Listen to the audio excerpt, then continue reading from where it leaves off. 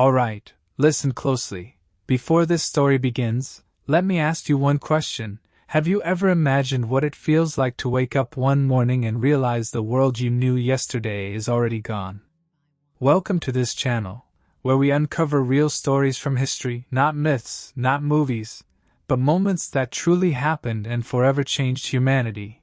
And as you listen, I want you to think about this and leave your answer in the comments. If you were living in that time, would you run, would you hide, or would you try to understand what was happening? Now let us begin. This story does not start with an explosion or a battlefield.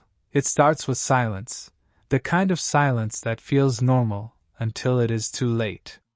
People woke up, opened their doors, greeted their neighbors, completely unaware that death was already moving among them. At first, it was just a fever, then swelling, then fear, and soon entire streets were empty. No warning, no explanation, only rumors spreading faster than the sickness itself.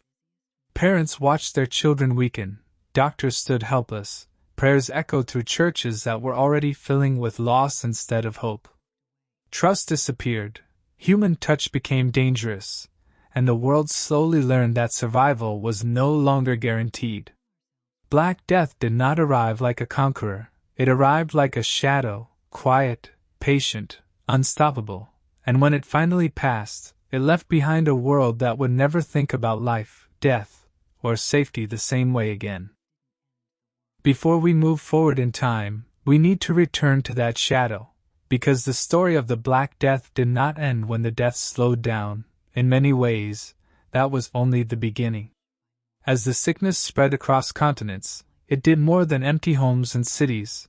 It broke the rules people believed governed life itself. Farmers died in the fields, leaving crops to rot, merchants vanished from trade routes, entire bloodlines ended in silence. Food became scarce, labor became priceless, and suddenly the poorest survivors found themselves in positions of power simply because they were still alive. Feudal systems that had ruled for centuries began to crack, because there were not enough hands to obey, and those who worked demanded more than they ever could before. This was not a rebellion planned by humans, it was a revolution forced by death. At the same time, fear twisted the human mind into something darker. Rumors turned into accusations, minorities were blamed, neighbors turned on neighbors, and innocent people were punished for a disaster no one understood. Science was too weak to explain the disease, and faith alone could not stop it, so people searched for meaning anywhere they could find it. Some believed the plague was divine punishment, others thought it was poison in the air, and many turned to extreme actions, flagellating themselves in the streets, believing pain could earn forgiveness.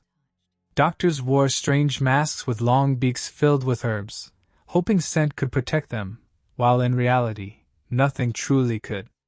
Death became so common that mourning lost its meaning. Bodies were buried in mass graves without names, without prayers, without goodbyes.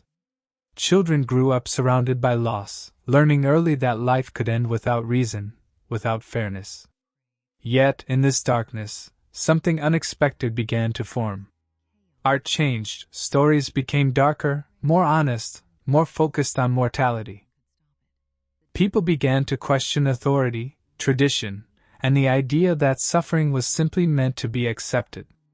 The trauma left by the plague reshaped religion, medicine, and philosophy, pushing humanity slowly toward observation, study, and eventually science. Hospitals improved not because of kindness, but because survival demanded it. Cities redesigned their streets, sanitation slowly became a concern, and the idea that governments had a responsibility to protect public health was born from this nightmare. Generations later, the memories of the Black Death faded into history books, but its impact remained etched into the structure of modern society itself.